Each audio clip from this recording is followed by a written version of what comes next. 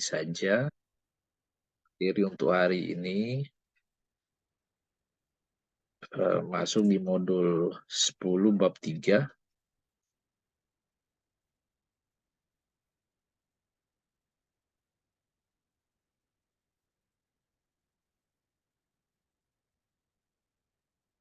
Oke, modul 10 bab 3 inspirasi dari sumber daya lokal yang mengedepankan produk inovatif dan kreatif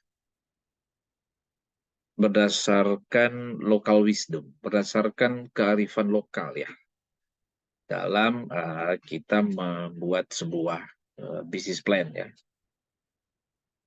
Jadi kita membuat business plan berdasarkan produk inovatif dan kreatif dengan inspirasi dari sumber daya lokal, ya, mengedepankan sumber daya lokal. Nah, untuk hari ini kita akan belajar sebuah kisah entrepreneur dari seorang pengusaha di Gorontalo. Nah, sebenarnya Gorontalo ini di tahun 2022 ke bawah ya, itu kan masih masuk wilayah Sulawesi Utara. Jadi kita masih melihat bahwa ini pengusaha yang sebenarnya asalnya juga Sulawesi Utara. Karena ketika dia berkiprah dalam dunia bisnis, waktu itu dia tercatat sebagai pengusaha Sulawesi Utara. Kawasan timur lah Indonesia. Nah, namanya ini Muhammad Tayyip Muhammad Gobel. Beliau sebenarnya seorang wirausaha yang memanfaatkan bagaimana potensi ekonomi lokal sambil tetap memegang teguh local wisdom. Jadi kalau kita belajar kisah dari Muhammad Tayyip ini, banyak hal yang bisa kita belajar tentang kegigihannya, kemudian bagaimana dia membangun networking, bagaimana dia bekerja sama dengan banyak pihak. Nah, kalau teman-teman mungkin pernah dengar Panasonic ya, Panasonic yang entah itu elektronik, entah itu TV ataupun kulkas dan segala macam, lemari es, dan banyak sekali produk alat rumah tangga bermerek Panasonic. Nah, itu sebenarnya salah satu bisnis yang dirintis oleh Muhammad Gobel ini. Tapi sekarang dikelola oleh anaknya karena Pak Muhammad Gobel ini dia sudah pass away ya, tahun 80-an. Kemudian dilanjutkan oleh anak-anaknya, dan yang paling menonjol itu anaknya yang nama Pak Rahmat Gobel. Nah, kisah dari Pak Muhammad Gobel ini awalnya beliau merantau ke Makassar ya. Jadi dari Gorontalo dia merantau ke Makassar. Kemudian sampai ke Pulau Jawa. Nah, di masa mudanya dia bekerja, belum memulai bisnis gitu. Nah, dia pernah bekerja di bisnis mebel, ya, bisnis mebel tapi gagal juga. Dia bekerja di beberapa tempat, tapi memang punya keinginan untuk berbisnis.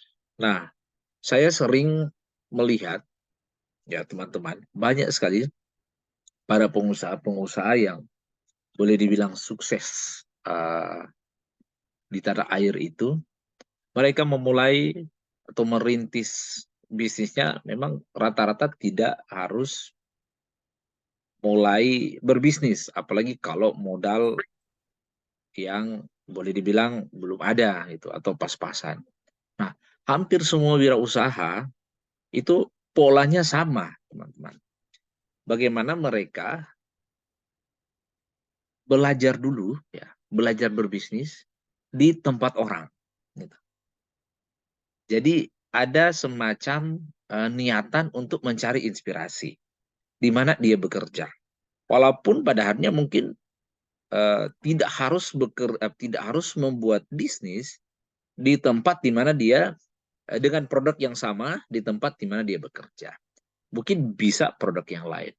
Tapi satu hal di sini yang mereka ambil adalah bagaimana mereka belajar tentang sistem, bagaimana mereka belajar tentang manajemen, bagaimana mereka belajar tentang kondisi lingkungan yang ada di perusahaan itu.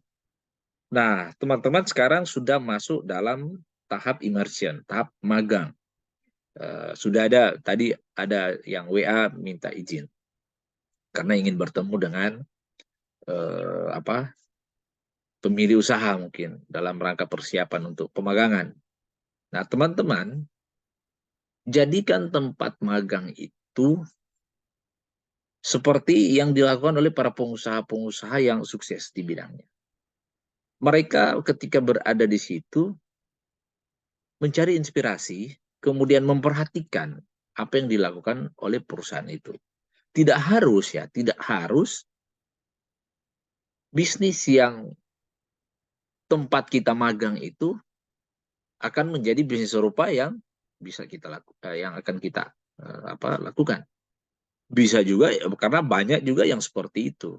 Dia bekerja di perusahaan otomotif misalnya, setelah itu dia buka bengkel dan segala macam, akhirnya pemain juga di situ seperti kisah-kisah Henry Ford, kita tahu seperti itu kan. Banyak kisah-kisah para pemilik merek mobil ternama di luar negeri seperti itu. Jadi mereka bekerja di bidang yang mereka sukai, mereka geluti di situ, kemudian mereka ya boleh dibilang cari ilmunya, kemudian dia buka sendiri.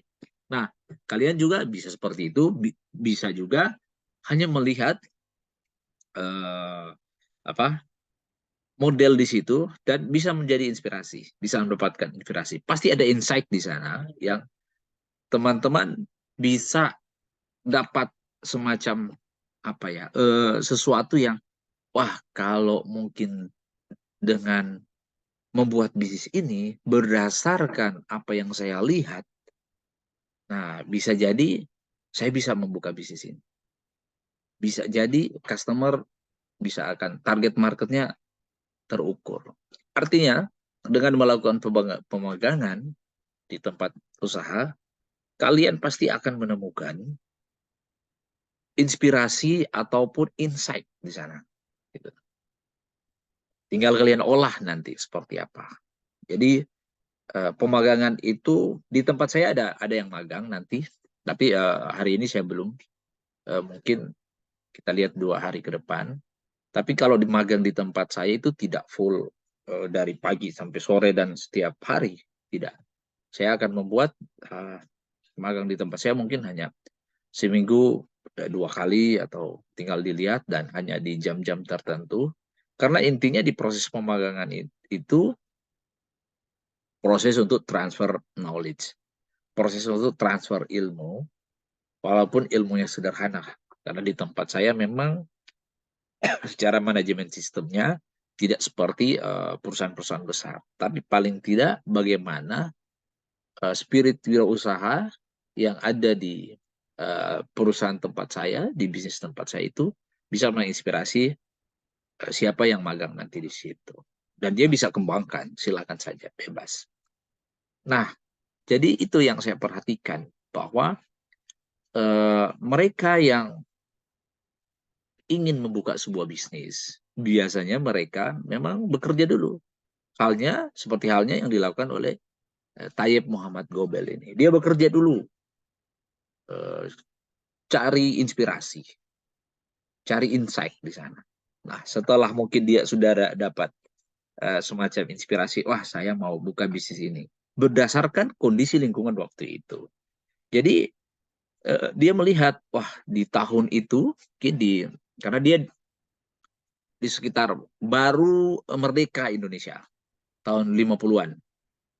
Jadi ini orang memang berani juga itu. Jadi dia merantau. Ya, memang kalau ingin sukses, teman-teman memang harus punya jiwa merantau. Saya pernah merantau ke luar daerah dalam rangka itu, bagaimana mencari tahulah kondisi, karena kadang-kala kita sering terjebak pada kondisi yang ada di sekitar kita yang kita anggap itu sudah ideal. Gitu. Padahal kalau kita keluar sedikit, keluar daerah, contoh misalnya kita di kampung, bandingkan anak-anak kampung dengan anak-anak yang pernah merantau. Itu pola pikir mereka pasti berubah. Nah, orang yang hanya diam di kampung terus-menerus, dia sudah menganggap dia paling jago di kampung, paling hebat di kampung. Dan setelah dia keluar kampung, keluar kandang, nah di sana dia akan terkaget-kaget. Karena dia akan merasa bahwa wah, ternyata saya tidak jago. Nah, untuk membuktikan sebenarnya bagaimana seseorang itu bisa mewujudkan apa yang menjadi impian dia, terutama dalam mencari kehidupan yang lebih baik, itu harus merantau. Muhammad Tayyip melakukan itu. Dia merantau ke Makassar dulu, baru kemudian ke Jawa. Setelah bekerja di Jawa beberapa tahun, akhirnya dia mulai memikirkan untuk membuka usaha. Nah, tahun 50-an, dia mulai mendirikan perusahaan pertama dia, namanya Golden Star Plastic. Ya, PT Golden Star Plastic. Dan itu memang bergerak di industri plastik. Gitu. Nah, kemudian dia setelah berbisnis di bidang plastik lah ini, industri plastik, di waktu itu dia mulai melihat lingkungan sekitar bahwa di zaman itu kebutuhan akan radio gitu. Kebutuhan akan radio menjadi penting. Penting pertama karena apa? TV memang waktu itu masih terbatas orang yang membeli dan hanya di rumah-rumah orang kaya. Tetapi kalau radio itu sampai di kampung-kampung pun orang bisa dan tidak terlalu, ya harganya mungkin masih cukup terjangkau. Dan di era tahun 50-an itu orang sangat antusias mendengarkan radio. Radio itu adalah sebuah hiburan yang sangat mewah kalau di kampung-kampung. Jadi kita membayangkan waktu itu tahun 50-an mungkin seperti sekarang di tahun 2000 kalau kita melihat metaverse. Jadi hal-hal yang baru dalam dunia teknologi. Nah, di tahun 50-an seperti itu. Bagaimana radio itu menjadi sesuatu yang dianggap teknologi, kemudian sebagai jendela informasi dunia. Jadi orang ingin tahu kejadian di dunia luar di waktu itu melalui radio. Kalau sekarang gampang, kita lewat handphone, medsos, ya kebakaran di mana, pas orang buka muncul notifikasi, lihat. Apalagi grup-grup. Ada mimpi di kamar nanti di bawah terkan. Mak mimpi kata ular, kata kobra. Maksudnya dia sorry. Oh sih, situ mata nih siapa kali yang ular. Ini siapa ini? Ada yang bocor ini. Cerita siapa ini? Ular ini. Menjadi pengusaha ular di. Oke, saya lanjut ya. Ya ini lupa ini sampai di mana tadi. Nah ini kita sering blank kalau ada yang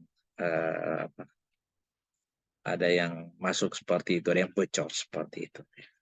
Jadi teman-teman, di masa itu radio memang dianggap sesuatu hal yang mewah dan dibanding zaman sekarang kita mudah sekali mencari informasi. Apa saja up to date. Gitu.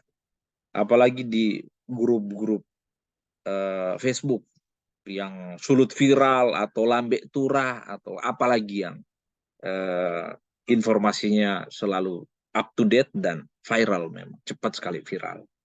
Nah, itu di zaman sekarang. Tapi di zaman 50-an, tahun 50-an, tidak ada itu. Radio.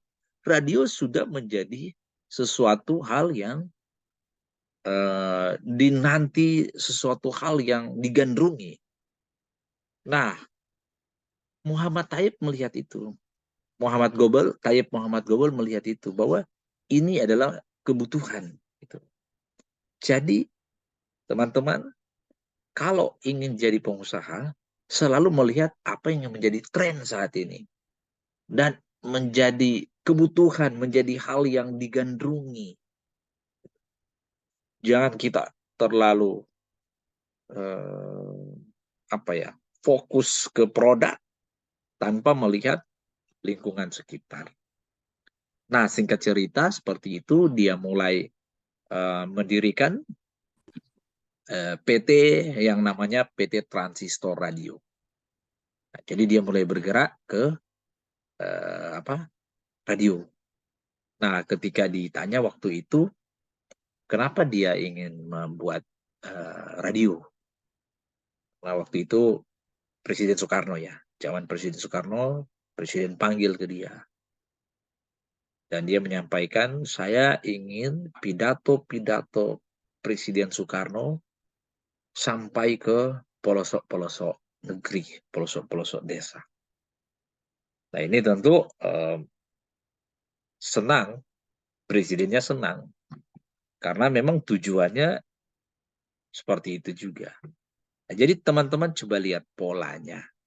Ya, bagaimana memang bukan sekedar dia mencari bisnis, tetapi dia membantu sesuatu, membantu banyak pihak.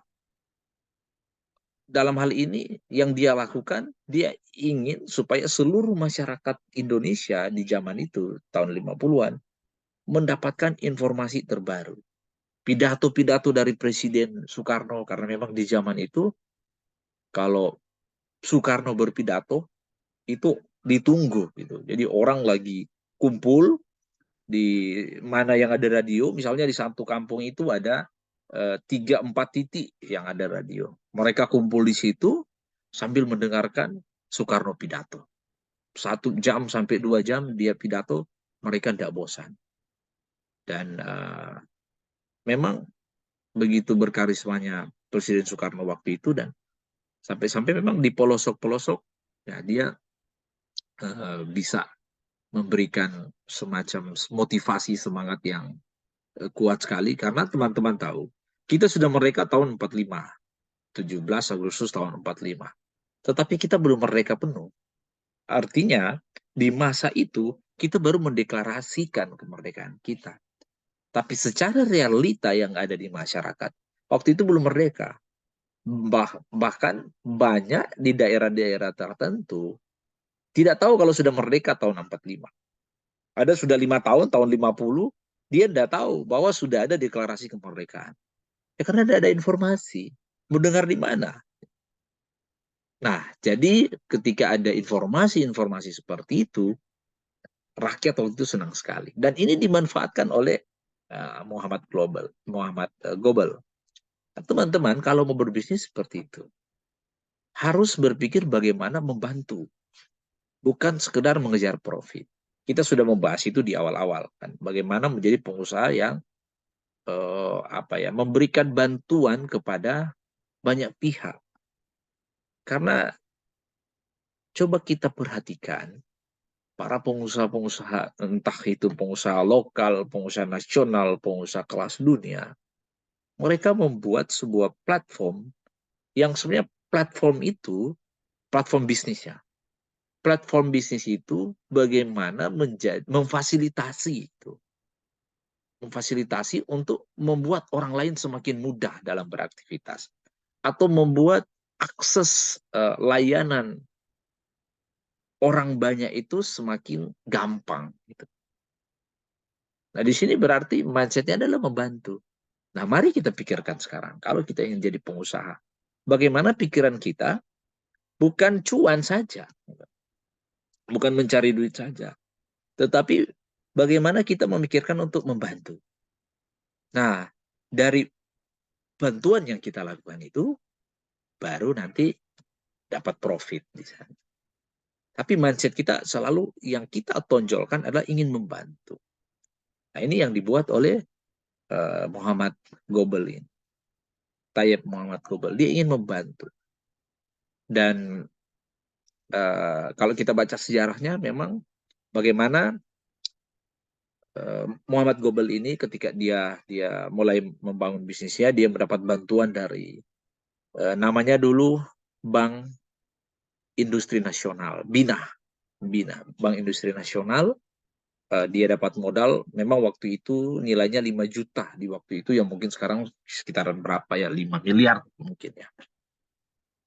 Dia membeli tanah di daerah Cawang, kemudian dia bangun pabrik, dan komponen-komponen untuk membuat transistor radio ini semua diambil dari luar negeri. Dia sistemnya CKD, itu diambil dari Australia.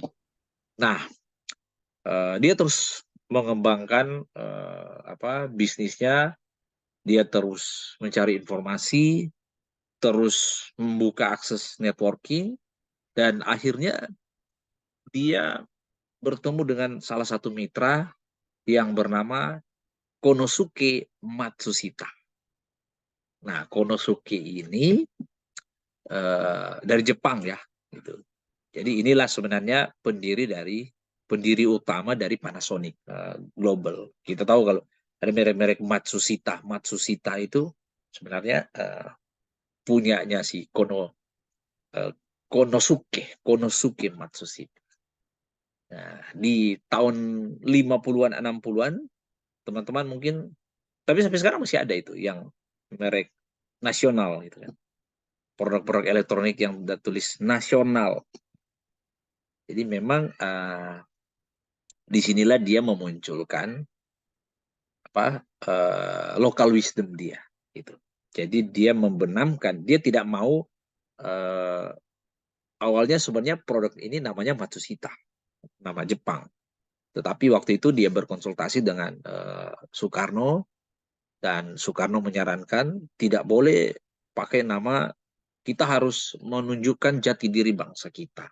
Kita harus menunjukkan kearifan lokal yang ada di negara kita. Akhirnya diambillah sebuah nama nasional. Dan sampai sekarang kita lihat kan produk-produk kalau dia nasional, Panasonic, nah, itu terasa Indonesia banget gitu. Jadi terasa cinta tanah airnya. Nah, itu sebenarnya bagaimana seorang wirausaha juga dia mengedepankan tentang nilai-nilai kearifan lokal. Jadi singkat cerita bagaimana si Konosuke Matsushita ini dengan Tayyip Muhammad Global, mereka membangun kemitraan. Nah, kemudian ya terus dalam bisnis mereka bersahabat, sehingga kemitraan ini bisa membuahkan hasil. Sampai saat ini kita tahu bagaimana bisnis di bidang elektronik dari nasional dan Panasonic ini sangat luar biasa. Nah, apa yang bisa kita belajar sebenarnya dari kemitraan ini? Mereka tetap terus menjaga hubungan mereka. Tidak bakal lain gitu. Tapi kalau orang di Manado, wah, bermitra, tidak, kadangkala belum cuman bekerja sama bikin pisang goreng, cuman tak salah di urusan dabu-dabu, nah, itu jadi hal. Gitu. Jadi jangan sampai mitra itu aset teman-teman ya. Jangan sampai mitra itu kita berantem terus. Tidak akan berkembang. Muhammad Global ini membangun mitra dengan Matsushita ini sangat jangka panjang mereka pikirkan. Bukan hanya, ayo kita kerjasama bikin ini, bikin ini. Tetapi mereka ketika bertemu dan ingin bekerja sama, mindset mereka langsung digiring ke 100 tahun ke depan, 200 tahun ke depan, perusahaan kita mau jadi seperti apa. Nah, karena itu teman-teman kalau ingin bermitra dengan teman, langsung buat komitmen. Oke, kalau orang dua mau bermitra, orang dua mau sampai kapan? Apakah hanya 1 tahun, 2 tahun, 100 tahun, atau 200 tahun? Jadi berbisnis itu seperti menemukan pasangan hidup, teman-teman. Itu harus dijaga, gitu. Ya, karena kalau tidak dijaga, berantakan, hancur juga kan. Nah, kita harus memulai lagi dari nol, memulai lagi dari awal. Dan itu tidak akan selesai-selesai. Waktu kita akan dihabiskan untuk selalu mencari baru, mencari yang baru, mencari yang baru. Padahal ya kita tidak bersyukur dengan apa yang sudah ada di depan kita dan itu kita bina dengan baik-baik dan jangka mindset kita berpikir untuk membangun keintiman, membangun relasi, membangun kemitraan yang jangka panjang. Jadi pengusaha harus seperti itu. Jangan sampai, waduh, ini belum apa-apa sudah ribut, ya. Jadi memang kita lihat bagaimana Muhammad Tayyip ini begitu agresif dalam membangun bisnis dia ya. Jadi sorry.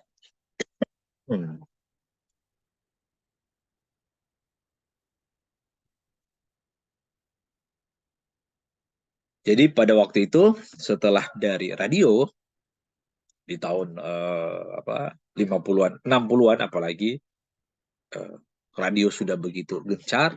Nah, dia mulai memikirkan membangun TV gitu. Jadi dia mulai merambah ke televisi. Kemudian di awal-awal dia merakit TV namanya Lepin Product. Nah, Lepin ini sebenarnya milik pemerintah ya waktu itu. Jadi Departemen Perindustrian ingin membuat industri televisi dalam negeri dan diberikan kepercayaan kepada Tayyip Global ini, Tayyip Global ini. Jadi Tayyip Muhammad Global ini juga seorang politisi. Jadi dia masuk dalam pemerintahan juga, membantu pemerintah menjadi anggota DPR dan membuat kebijakan-kebijakan yang memang tujuannya adalah bagaimana di masa-masa pemerintahan, di awal-awal pemerintahan waktu itu, ingin membuat masyarakat melek terhadap dunia luar, tahu terhadap dunia luar. Salah satunya lewat industrinya, radio dan televisi. Nah, yang membuat sebenarnya nama Muhammad Tayyip waktu itu cepat melambung karena momentum. Jadi ini lagi yang saya mau sampaikan selalu dan selalu saya ingin ingatkan ini buat teman-teman. Bahwa bisnis itu adalah momentum. Ya. Kita punya produk, tapi kalau tidak ada momentum, akan percuma. Kita pun punya momentum, kalau tidak ada produk, akan percuma. Karena itu persiapkan produk Anda supaya ketika itu bertemu dengan momentum yang tepat, itu akan booming. Nah, di tahun 62 itu di Indonesia dilaksanakan Asian Games. Jadi itu disaksikan oleh jutaan. Karena tahun 60 Indonesia itu jumlah penduduk sudah hampir 100 juta waktu itu. 100 juta ya tahun 60-an. Dan dibuatlah TV dan sebenarnya ini makanya TVRI lahirkan di situ di tahun 62. Ini cikal bakal bagaimana TVRI lahir. Jadi di tahun 60 itu ketika ada Asian Games dan seluruh masyarakat ingin menonton acara itu pertama kali ya waktu itu. Nah, itu TV-nya dibuat oleh Muhammad Gobel ini. Jadi itulah momentum. Bagaimana Asian Games ini menjadi sarana dia untuk membuat faktor kali dari produk ini menjadi masif. Nah, teman-teman harus selalu melihat kira-kira ada momentum apa dalam waktu terdekat. Kemudian kita harus menggunakan momentum itu untuk mempromot atau mendeklar produk kita. Saya ingat waktu 2008 saya mulai membuka bisnis Ocean 27. Makanya namanya Ocean. Karena di tahun 2009 ada yang namanya World Ocean Conference, WOC itu. Nah, di waktu itu, di tahun 2008 ketika saya memutuskan berhenti dari perusahaan dan ingin membuka bisnis, saya lihat momentumnya di tahun depan adalah orang di Sulawesi Utara itu akan puluhan ribu akan datang. Nah, otak saya langsung jalan. Gitu. Saya harus gunakan momentum ini untuk mendeklar atau membuat promosi untuk menjadikan rumah makan saya ini akan booming. Itu. Jadi itulah yang terjadi, teman-teman. Bagaimana pada tahun 2008 itu saya mulai dan ketika menjelang 2009, jadi momentumnya saya dapat di 2008. Karena apa? Cerita tentang World Ocean Conference, WOC. Itu di mana-mana, baliho di mana-mana semua ada tentang World Ocean Conference, WOC, WOC. Nah, saya mengambil kata ocean-nya. Jadi dari segi marketingnya itu dapat. Jadi kata yang lagi rame diucapkan. Ocean, ocean. Akhirnya saya membuka ocean waktu itu. Dan ya dapat memang momentumnya.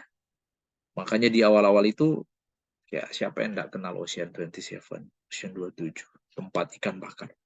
Karena semua orang bukan cuma seluruh Indonesia, ada beberapa negara datang pas waktu itu bikin di Pantai Malalayang dan tempat saya tidak pernah sepi. Selalu penuh tempat saya. Nah itu ada momentum. Kita gunakan momentum itu untuk produk kita. Sekarang kalian lihatlah di lingkungan sekitar. Momentum apa yang kita bisa pakai untuk membuat produk kita secara branding namanya akan naik. Ya silakan. Kalian pasti akan dapatlah gitu momentum apa yang cocok. Nah, lanjut ke Muhammad Gobel ini tahun 67 PT Transistor Radio berubah menjadi PT Gobel dan Cawang Konsan. Selanjutnya tahun 70 berdirilah PT Nasional Gobel. Kita tahu Nasional Gobel itu yang sampai sekarang itu namanya masih cukup ngetop lah. Nasional Gobel, dia kerjasama dengan Matsushita. Nah, mereka mulai, kalau tadi baru radio, ke TV, akhirnya masuk ke kipas angin, ya, karena waktu itu AC belum terlalu banyak. Gitu. Kipas angin, dari kipas angin baru ke AC, kemudian ke kulkas, nah macam-macam produk elektronik yang mereka buat. Dan memang mereka fokus untuk ke produk itu. Jadi main bisnis mereka atau bisnis utama mereka apa ya geluti lah di situ. Mereka melakukan R&D, research and development. Jadi ada tim yang melakukan riset dan pengembangan di situ, meriset tentang kebutuhan market. Karena dia menjalani mulai dari marketing 1.0, 1.2, 2.0, 3.0, sampai sekarang 4.0, masuk ke 5.0, semua dia lewati tahap itu. Dan bagaimana dia mengetahui titik-titik itu melalui research and development. Kalian harus selalu melakukan riset. Walaupun cuma jual pisang goreng atau jual cendol atau apapun itu. Penting sekali untuk melakukan riset dan pengembangan. Nah, kalau tidak melakukan itu akan susah kalian bersaing di market. Jadi kita tahu perjalanan dari ini ya kemitraan dia, teman-teman. Silakan nanti kalian baca, saya akan share ini. Belajar dari Tayyip Muhammad Gobel ini, dia seorang pengusaha yang cukup di masa kepemimpinan mulai dari Harto, ke Soekarno, ke Soeharto, beliau telah memberikan banyak sekali kontribusi, ide-ide pemikiran, bagaimana membangun ekonomi secara nasional, walaupun beliau tinggal di kawasan timur Indonesia. Dan kita tahu dengan kepiawaian dia mengangkat derajat bangsa, bahwa kita tidak tergantung kepada impor, kita tidak tergantung kepada bangsa-bangsa lain. Karena memang secara potensi sumber daya kita memiliki banyak sekali. Jadi berbahagialah sebenarnya kita menjadi orang Indonesia yang begitu banyak potensi, begitu banyak sumber daya yang harusnya membuat dunia iri. Teman-teman tahu sejarah membuktikan salah satu, atau bukan salah satu, satu-satunya perusahaan terkaya di dunia yang sampai saat ini kekayaannya tidak bisa ditandingi, itu perusahaan yang bernama VOC. Nah, VOC ini pusatnya ada di Indonesia. Ini perusahaan Belanda. Dan kalian tahu, abad 16 sampai 18 yang membuat peradaban Eropa. Kalian tahu itu kalau mau ke Eropa, lihat bangunan-bangunan mewah semua yang ada di sana. Itu dibangun bukan di abad 19. Atau bukan dibangun baru-baru ini. Itu sudah dibangun di abad, terutama di abad 17 dan 18. Tahun 1700, tahun 1800. 100 tahun lebih itu mereka membangun peradaban Eropa. Dan tahu enggak teman-teman, mereka membangun peradaban mereka itu kekayaannya dikeruk dari mana? Dari Indonesia. Dan itulah VOC. Sampai sekarang tidak ada yang mengalahkan kekayaan VOC. Sampai sekarang.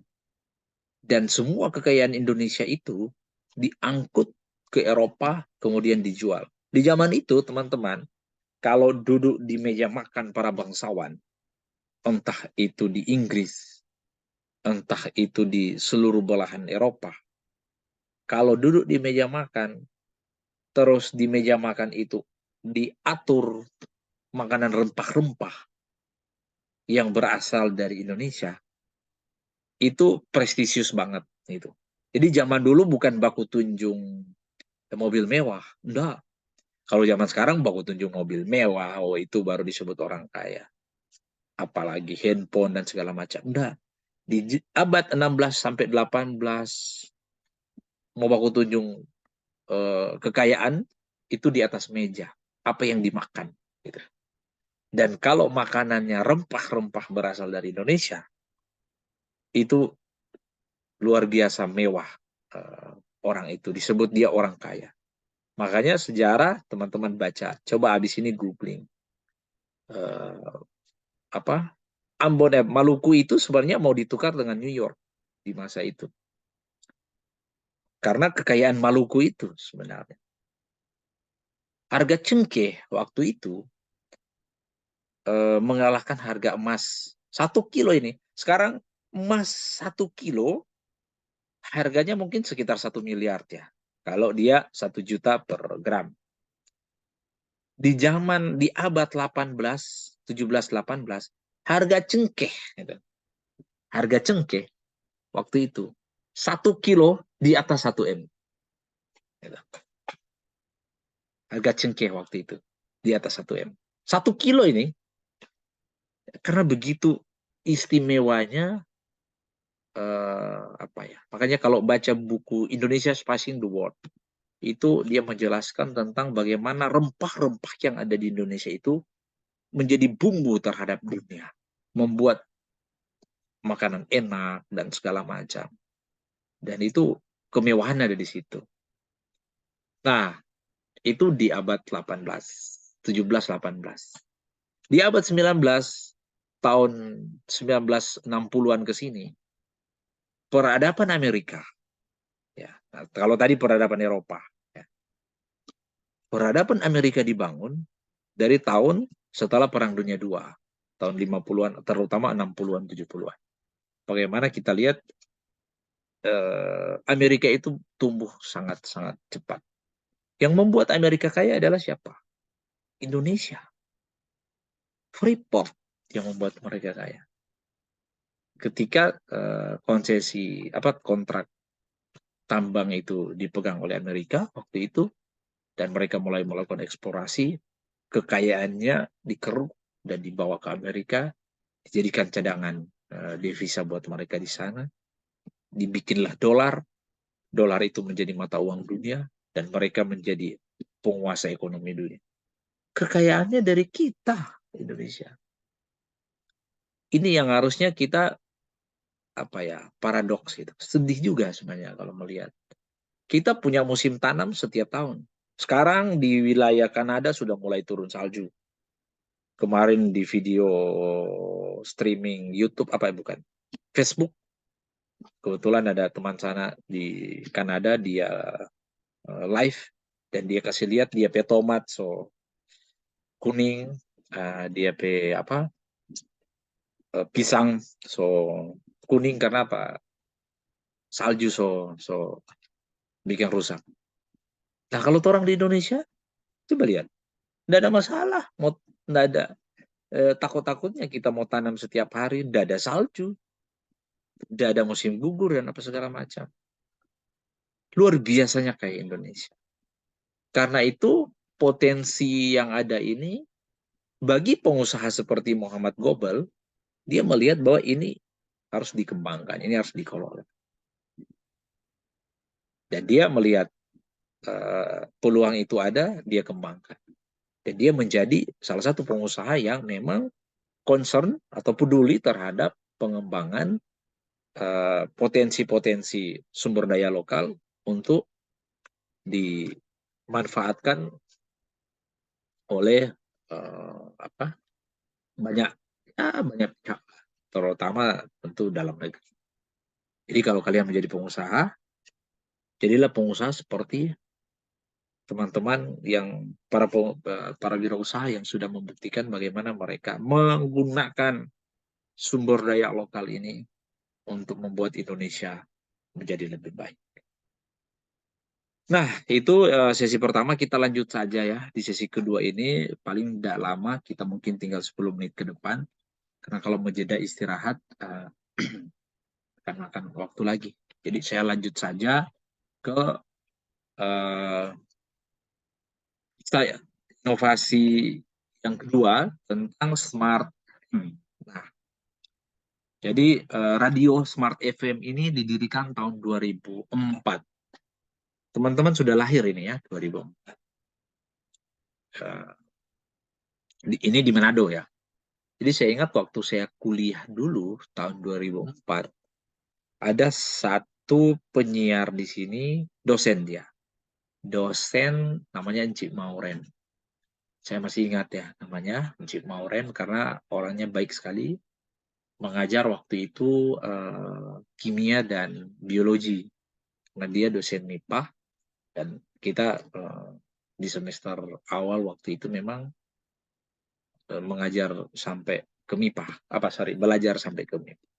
Dan dia kenal baik dengan kita. Kebetulan kami punya geng, ada 5 orang. Dan di awal-awal dia membuka Smart FM, dia pernah ajak geng kami itu ada 5 orang untuk diwawancarai di Smart FM. Itu pertama kalinya saya masuk diwawancarai oleh radio. Jadi sebagai anak kampung, wah kaget juga. Kenapa kami diwawancarai? Karena kami membuat bisnis di kampus. Gitu. Nah, sebenarnya karena saya waktu itu ketua himpunan mahasiswa, dan saya mengajak teman-teman saya ada 4 orang untuk oke, kita ada wawancara dari Smart FM. Smart FM ini masih baru di awal-awal itu, dan kita diajak untuk interview, memberikan semacam informasi motivasi tentang wirausaha kampus. Saya datang waktu itu wawancara menceritakan bagaimana saya memulai kegiatan bisnis di kampus, apa saja yang sudah kami lakukan.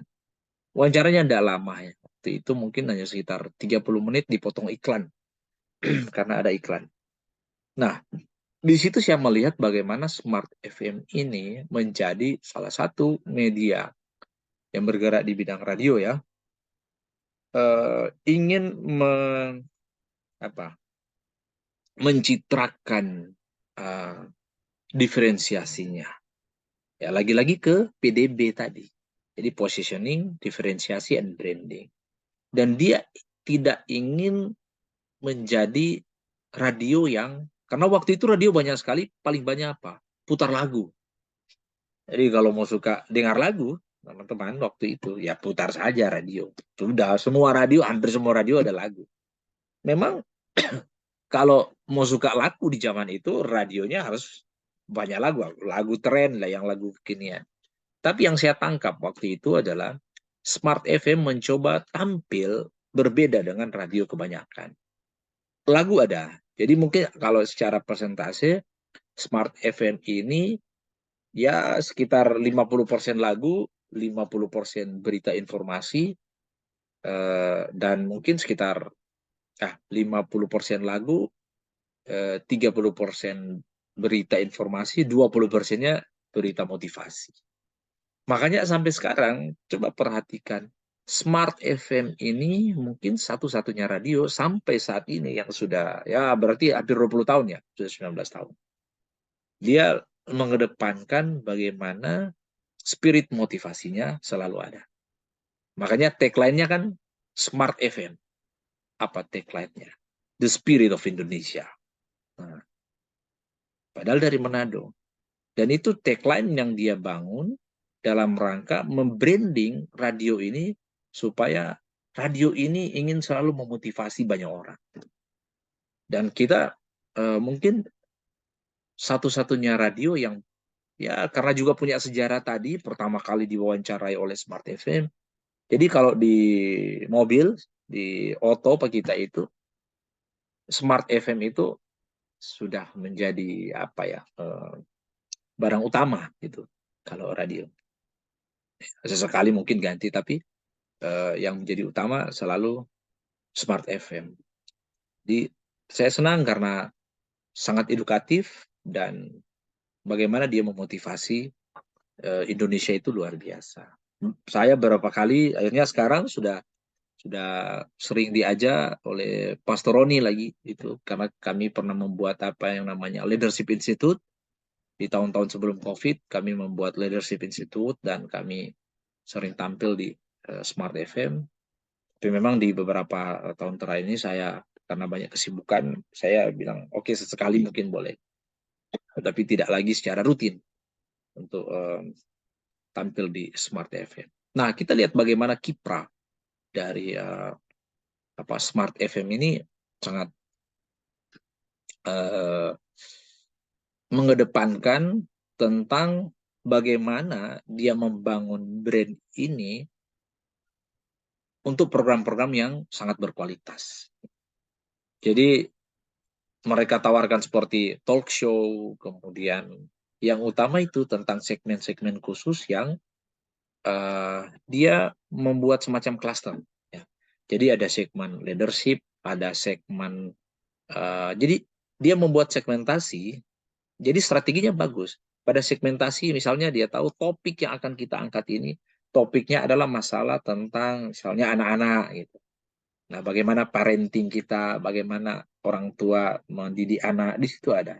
Kemudian ada juga segmen tentang bagaimana dari sisi leadership, entah itu di kantor atau di komunitas-komunitas yang dianggap bahwa mereka membutuhkan informasi tentang pengembangan diri, pengembangan karakter. Nah, itu disiapkan juga. Kemudian ada segmen lain yang segmen berita, macam-macam lah. Jadi dia membuat segmen-segmen ini yang sangat informatif, yang dia tahu bahwa ini dibutuhkan oleh kelompok-kelompok tertentu. Dan itu menjadi DNA dia. Itu menjadi semacam brand dia. Bahwa orang kalau ingin butuh informasi apa, coba putar Smart FM. Jadi teman-teman belajar dari Smart FM ini, bagaimana kita punya produk nanti harus mendapatkan positioning kita ya. Positioning itu Saya ulangi, positioning itu adalah bagaimana menempatkan merek kita, brand kita ke benak orang supaya mereka selalu mengingat itu. Positioning produk kita, entah pisang goreng, entah cendol, entah apapun itu, kita harus mencitrakan bahwa kalau orang butuh produk ini, di mindset dia, di pikiran dia, teringat produk kita. Seperti contoh, misalnya produk saya ikan bakar. Saya pakai tagline, makan sehat, harga hemat. Nah, tujuan saya adalah saya ingin positioningnya orang yang ingin makan ikan dengan harga yang hemat dan orang ingin makan ikan untuk kesehatan dengan harga yang hemat, ya datanglah ke Ocean 27.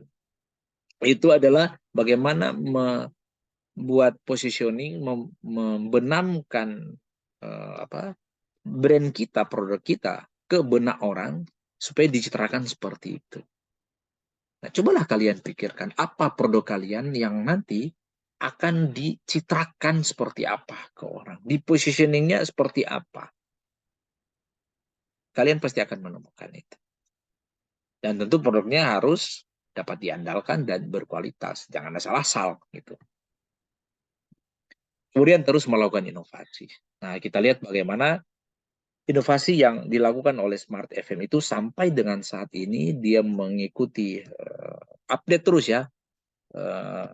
Perkembangan zaman terus berubah, dia tidak berhenti dan dia terus melakukan inovasi berdasarkan juga perkembangan zaman. Makanya sekarang sudah ada yang streaming online, kemudian sudah ada juga di aplikasi berbasis ponsel. Jadi kita bisa mendengar lewat aplikasi itu. Ya pokoknya gini intinya. Dalam membuat inovasi, jangan sampai kita ketinggalan dengan perkembangan teknologi yang ada. Nah inilah yang sebenarnya kita masuk pada marketing 5.0, 5.0. Jadi teknologi itu dipakai untuk mengakselerasi bisnis kita. Teknologi dipakai untuk menginovasi bisnis kita. Jadi inovasi yang kita lakukan itu tujuannya adalah apa, teman-teman? Pertama, bagaimana produk kita secara positioning tadi masih tetap melekat di benak pelanggan. Yang kedua adalah bagaimana kita tetap terhubung dengan para customer kita, para pelanggan kita. Karena kalau kita tidak menyiapkan inovasi, mereka akan melupakan kita. Kemudian yang ketiga, ini yang paling penting. Inovasi membuat perusahaan itu akan terus ada. Dengan cara mendatangkan revenue, mendatangkan profit. Bisnis kalau tidak profit ya mati. Jadi inovasi dilakukan dalam rangka memenuhi kebutuhan eksternal, tapi juga bagaimana mempertahankan eksistensi dari internal. Jangan sampai kita memenuhi kebutuhan eksternal, apalagi sekarang teman-teman, waduh, bisnis di zaman sekarang itu sudah sangat pragmatis. Dalam arti begini, kita berusaha selalu ingin menyenangkan pelanggan. Itu yang disebut pragmatis. Kita memberikan semua apa yang kita miliki untuk pelanggan. Itu yang disebut pragmatis. Sama juga kalau di pacaran seperti itu, teman-teman. Jangan sampai cari pacar yang pragmatis. Kita berusaha memberikan semua yang kita miliki. Tetapi tidak berbalik, tidak mutual gitu, tidak seimbang gitu. Apa yang kita berikan dengan apa yang kita dapatkan. Nah, jangan seperti itu. Jangan ada cinta tanpa syarat. Karena di bisnis seperti itu. Apa yang kita berikan ke customer di kondisi yang begitu pragmatis, kita harus mendapatkan sesuatu. Benefitnya apa? Tujuannya supaya kita eksis dan bertahan. Karena orang sok kasih semua, kemudian tidak ada feedback, tidak ada masukan juga buat kita, ya kita mati pada akhirnya. Bisnis kita selesai. Jadi harus berimbang supaya keberlanjutan ada. Karena kita membangun bisnis tentang keberlanjutan juga. Ada apa? Karyawan yang harus kita ongkos, biaya operasional yang muncul dan segala macam, dalam rangka membuat bisnis itu tetap ada. Jadi ini harus berimbang. Nah, kalian juga di bisnis harus memikirkan seperti itu. Berhitung secara cermat. Jadi inovasi adalah hal yang penting, yang mutlak kalian lakukan, apalagi di era saat ini. Smart FM melakukan itu, dan kita lihat bagaimana perkembangan Smart FM yang lahir sebenarnya dari Manado ini.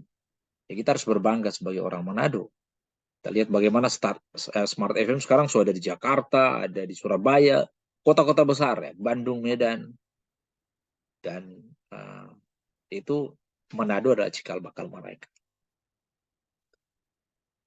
Nah, saat ini kita lihat bagaimana Smart FM telah menjadi radio yang diperhitungkan di nasional, diperhitungkan di Indonesia. Karena dia telah menjadi pemain yang ya cukup besar ya di industri media ini. Dan dia terus berusaha, inovasi tadi dia lakukan, dia terus berkembang memenuhi kebutuhan market. Dan dia terus melakukan apa yang namanya research and development. Dia melakukan riset, pengembangan, terus dia lakukan itu. Dan mereka juga memenuhi strategi mereka dalam inovasi apa yang akan mereka lakukan, itu melalui riset yang ada. Ya. Teman-teman, ini ada tugas ya. Nanti saya share di grup. Silakan, ada berapa nomor sini? 10 nomor kalau tidak salah. 5 nomor.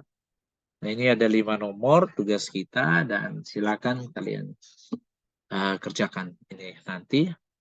Semoga bisa diselesaikan besok pagi. Kita tinggal satu kali lagi pertemuan. Sampai besok di jam yang sama ya. Kita ambil sore karena tadi pagi ya kebetulan juga saya ketemu Pak Rektor di Unsrat, dan di jam tadi jam 10, jadi sore. Nah, besok juga pagi saya ada kegiatan. Jadi kita sorong sore. Saya berharap ini admin yang mempersiapkan ini jangan sampai apa ya selalu ini dan selalu kita mau masuk setengah mati. Saya jam 4 tadi sudah standby di depan laptop. Dan kasihan itu Enci Desi pada hari apa ya minggu lalu itu malah sampai sudah cukup lama itu nggak bisa masuk, nggak bisa join. Nah, sebentar saya habis ini mungkin akan telepon ke Neriance, ini jadi bahan evaluasi karena apa ke ketua program supaya tidak akan lagi seperti itu. Saya berharap karena ini sering, kalau satu kali ya tidak masalah, 2 kali oke. Tapi ini hampir setiap hari ya. Mudah-mudahan akan walaupun sisa 1 hari, kita harapkan itu tidak terjadi. Oke teman-teman, sampai di sini ada pertanyaan, silakan. Kalau sudah tidak ada, jangan lupa isi absen di sini. Oh, belum ada ya. Daftar hadir tidak ada, silakan nanti tanya di grup. Tapi saya akan absen satu-satu, ada 27, 26 ya. Silakan on kamera, teman-teman semua. Saya akan roll call ya. Saya akan panggil satu-satu. Mulai dari Jonathan, oke. Kemudian Simon, Andrian, Oswald, Asri, Smakut, Priska, Ardian, kemudian Rafli, Vera ini belum on, Brian, Valdo, Justiva, Mary, kemudian Tasya, Fitra, Clara, Mirel, Christopher, kemudian ini siapa ini namanya siapa ya? Muhammad Jauhari, Mener. Kita lupa Oh, ganti nama. soalnya di Sorry, sini Mener. enggak terbaca semua. Muhammad Johari, Nikadek, Ki, Presia, Dwi Ananda, Rejoice, kemudian April, Vera, oke Vera sudah tadi. Asri ya, ini muncul lagi. Yukiko. Oke, lanjut slide 2. Sampai mana tadi ya? Valian. Siapa yang belum dipanggil? Ada yang belum dipanggil? Kita stone merah keluar tadi. Justiva. Ya. Oke. Siapa lagi? Sudah ya semua ya, sudah dipanggil ya. Oke, kalau sudah nanti daftar hadirnya admin akan kirim di grup. Sini admin juga sudah ada ini ya. Oke, sampai ketemu besok jam 4:30 ya. Besok 4:30 kita berharap on time karena ini pertemuan terakhir kita. Ya. Oke, bye-bye semua. Terima kasih. Terima kasih, Pak. Sama-sama. Terima kasih.